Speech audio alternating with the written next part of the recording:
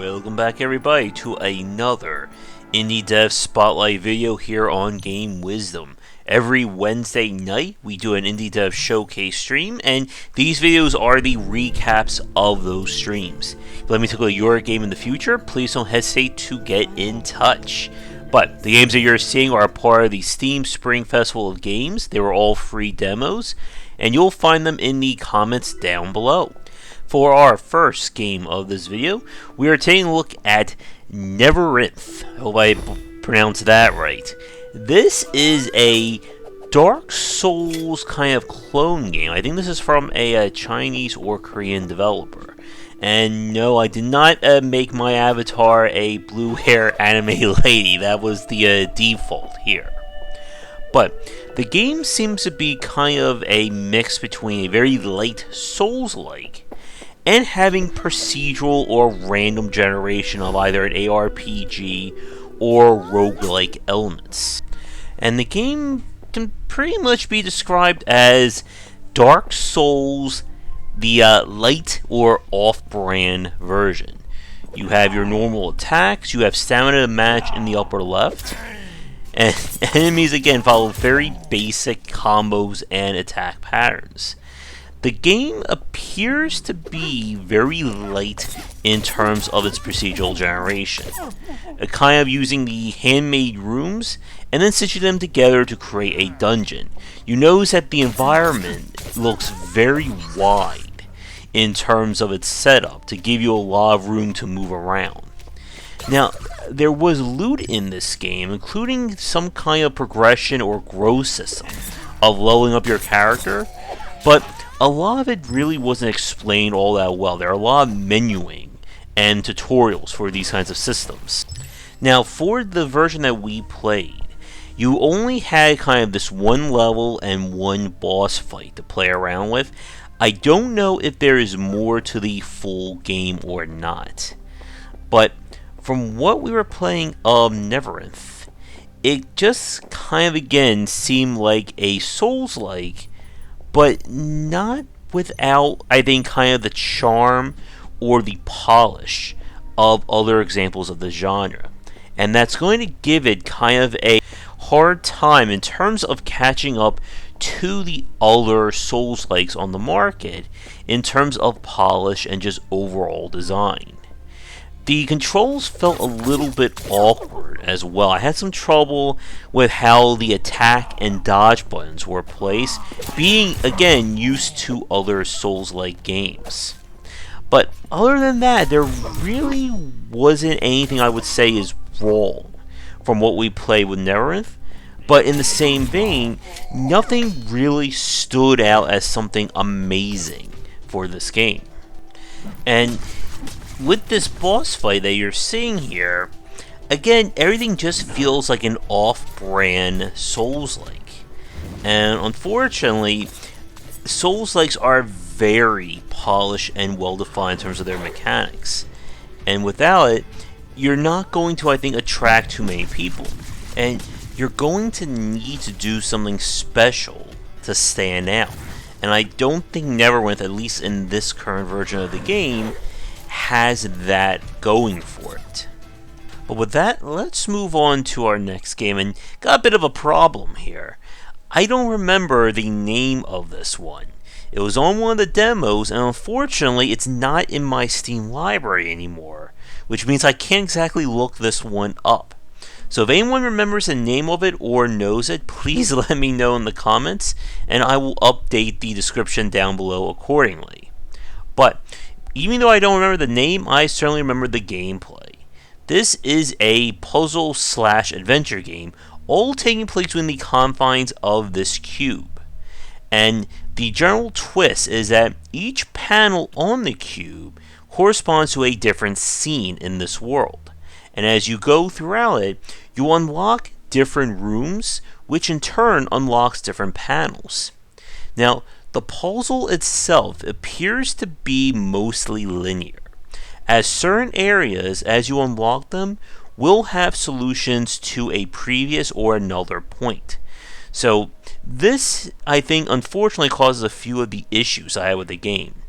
See, despite the fact that you have freedom to explore and the game is giving you these hints, there are specific things you have to do in the right order in order to basically make any kind of progress. So you'll have part of a solution, as you can see with me trying to maneuver the camera around here, but if I'm not in the right position, or I'm not doing like the right object, it's not going to work out properly. And I didn't get that sense of satisfaction that we normally see from puzzle/adventure games while playing this one. It felt, again, like I just had to kind of figure out or game what the developers wanted me to do, as opposed to kind of solving it through critical thinking and logic.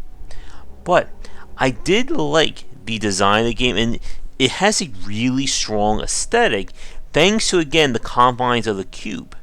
Now, there are collectibles that you can discover that turn into pictures, and that's what you see on the wall behind you. So the game makes, I think, a really good use of space when it comes to this kind of design. But, again, it can be a little bit annoying to play, as the hints really didn't help me in a lot of cases. Again, due to the fact that some of these solutions, or you may get the part before you get the actual solution or know what you're trying to achieve. But if someone can remind me the name of this, I would say that if you're looking for another very different take on the whole puzzle adventure game design, definitely give this one a check out. Again, the special kind of zooming in and out and using the various panels gives it a different feel compared to some of the other games that we've played.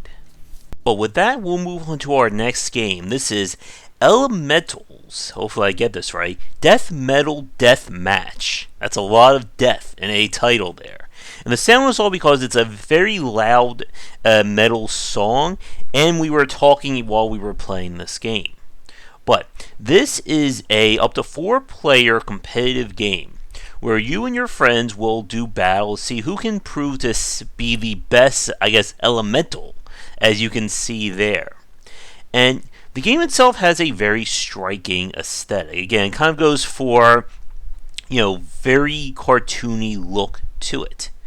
The basic rules are you're able to run, jump, and you can throw a projectile. Those are those 3 little orbs you see on either side of the character. And you headbang to reclaim your power. Now, if you're hit, you have to mash the B button there to bring your spirit back. And I'm not a huge fan of that. I think the time of button mashing as a major mechanic has left us. But the game reminds me a lot of that.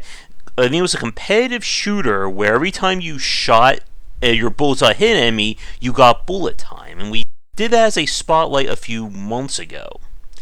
And the game has a great look and feel to it. The environment definitely adds a lot to the design, as hazards will show up. You'll get power-ups that can aid you. And as you can see, I'm kind of headbanging right there to reclaim my power.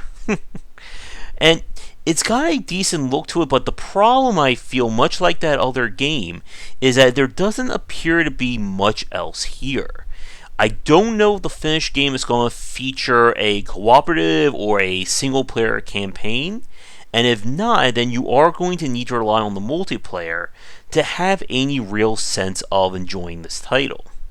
But if you do have friends and you're looking for another kind of arena or 2D arena-based game, I would say give this one a check, but I'm hoping that the finished version has more to it than what we saw. But with that, we're going to do our shout out to our current Game Wisdom supporters and sponsors, and when we come back, we've got some more indie games to look at. And now for a quick shout out to our current Game Wisdom supporters and sponsors. Going forward, all Patreon supporters will get early access to our videos. And if you'd like to continue this discussion on game design, be sure to check out our Discord channel, linked down below. If you're looking for more wisdom about game design, be sure to check out my latest offering of books, 20 Essential Games to Study, aimed for first-time developers and students looking for some inspiration for their upcoming games, and Game Design Deep Dive Platformers if you're interested in anything regarding 2D and 3D platforming design. They're both available in print, digital, and wherever books are being sold. For our next game, we return to Raji, an ancient epic. This is an action-adventure game really seeped with Indian mythology. You play as the woman Raji here, whose only mission to save children from evil demons and figure out why the land has become corrupted. And along the way, she's going to learn more about Indian mythology, do a lot of platforming, as you can see here, and fight her way through various monsters. Now, the controls feel really right in your hands, as the A button is kind of tuned to all kind of motion or agility based commands, so it is kind of context sensitive. The aesthetics for the main game look alright. It has that Unreal Engine sheen to it, but it does feature these animated cutscenes that make use of kind of like stick figures, or not so much stick figures, but like puppets, to kind of explain what is going on. It gives the game a nice look to it. Now with combat, you're able to attack in all directions, do your dodge, and you have a normal and kind of combo based system. The idea is that you're able to move around, make use of the environment, including doing wall jumps into ground slams, spin attacks, and more, in order to finish off your enemies. Now a big part about this is that you can't really easily stun lock enemies with your normal attacks. So you have to make use of these specials in order to kind of shock the enemy, or just do enough damage to thin out their numbers. Eventually, I think we unlock kind of a super move, and you can also finish off enemies like that. Now, from what we played of Raji, the game definitely has a lot of passion that went into this, with the focus on Indian mythology, from the music to the environmental design, the lore, etc. The big thing about the game is that we don't know just how much there is to it from this demo. We basically got to a point where we did like a quick sliding icon or sliding title puzzle, and we fought some of the major or a few of the minor enemies. And here's the puzzle right now on screen. But I don't know what else there is to this core gameplay. Will there be upgrades? Are there going to be hidden areas or non-linear places to go to? Or is this going to just be a fixed adventure from beginning to end? And there is nothing wrong with that.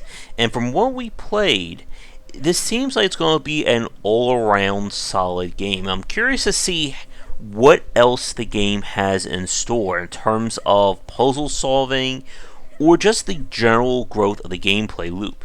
But even with that said, I did enjoy my time with Raji, and I was pleasantly surprised with what we had in it. And definitely curious to see where this game goes when it gets released.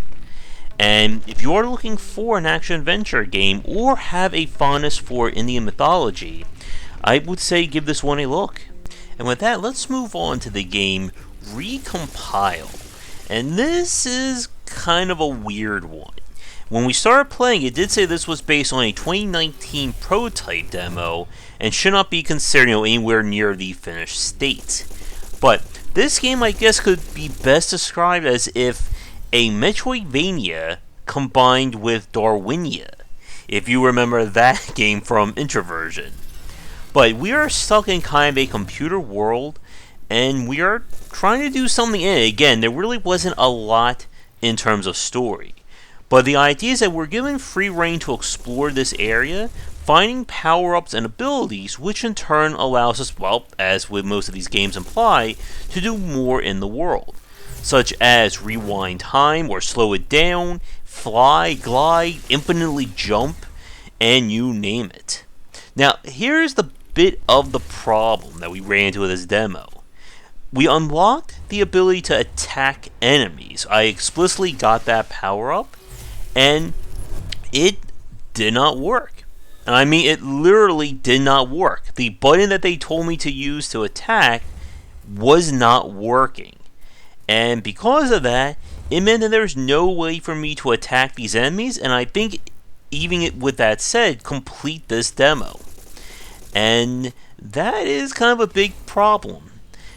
But again, it's not fair for me to criticize a 2019 prototype demo of a game for not really working right.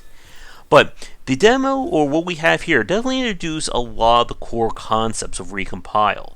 Like right here, we're grabbing blocks in the world to then reposition into another area to allow us to get over that wall there, or to make use of over here to get to another object. But in the end, none of that actually mattered, because one of the final updates that I got in the game was essentially infinite flight. Or I'm sorry, infinite jumping, as you can see right here. Plus infinite air dashing. So we could, well, go anywhere in this level.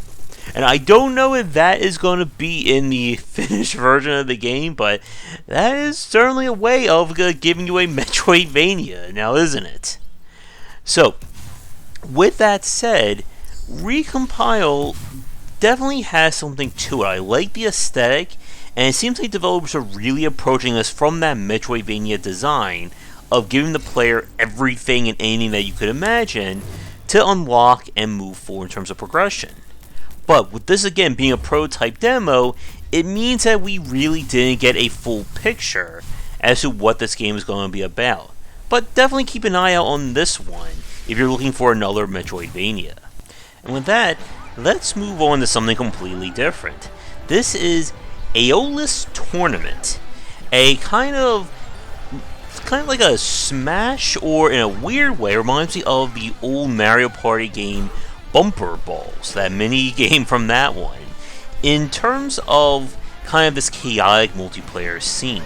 Now with this demo, it was just myself going up against the AI, and the general gameplay is that you play as these cute and cuddly creatures here, and everybody has kind of a air or water based gun that you charge the button down in order to spray them and push them.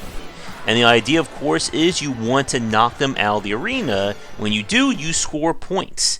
And whoever at the end of the level gets the most points will win.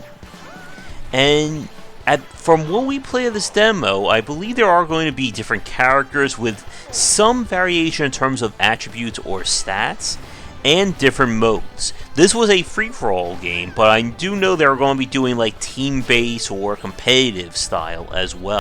But there really isn't a lot for me to say about this one, simply because I just got to play it by myself, and the fact that it is a limited demo. But with that, we got one more game to look at for this spotlight. This is Garden Story, and this one shows potential, but it was very hard to see just where this game is going to go based on the demo that was available. The page describes it as kind of a social simulator slash slice of life slash RPG. You play as a little fruit character there who has been tasked to help clean up a neighboring village from a polluting corruption. And you've been joined by two of your friends, and it's up to you to explore, figure out what's going on, and try to bring life back to this village. Now, all that sounds very interesting from a gameplay point of view, and from what we were playing, it seems like the general loop is you're going to get requests or jobs from the people. These will either unlock new content or move the story forward. And there is a combination of combat and puzzle solving in Garden Story. As we got further into the demo, we made it to a dungeon that is made up of puzzles and combat that you have to solve. And like I said, this is one of those games that the demo, I don't think did a good enough job of selling the design. Again, the game is trying to hit a lot of different aspects in terms of gameplay, from the social sim to some kind of building or managing the town, combat, puzzles, and probably more things to it. I found the combat, or the or just the UI would be a little bit cumbersome of setting up hotkeys and items that you can see as a shortcut along the bottom left hand side.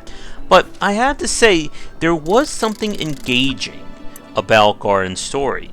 Now, whether or not this can add up to a completed title or a fully fledged gameplay loop, unfortunately we can't see from this demo. But I would say that if you play the demo or you're watching this footage and you like what we're talking about, keep an eye out on this one, because I think it could turn out to be a great game. But again, we just can't see all that from the demo and the footage here. With that said, we're going to wrap up this Indie Dev Showcase with Garden Story. As always, we do our streams every Wednesday night. If you'd like to submit a game for a future one, please don't hesitate to get in touch. And we're always looking for more developers and guests for our live and recorded casts. Thank you so much for watching. Be sure to check out the Discord and Patreon link down below, and come back for daily discussions on game design here and on Game Wisdom, where we examine the art and science of games. Until next time, have a great night.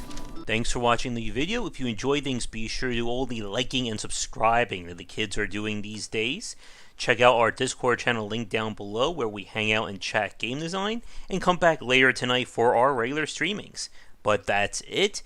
And tune in for more great content here and on Game Wisdom, where we examine the art and science of games.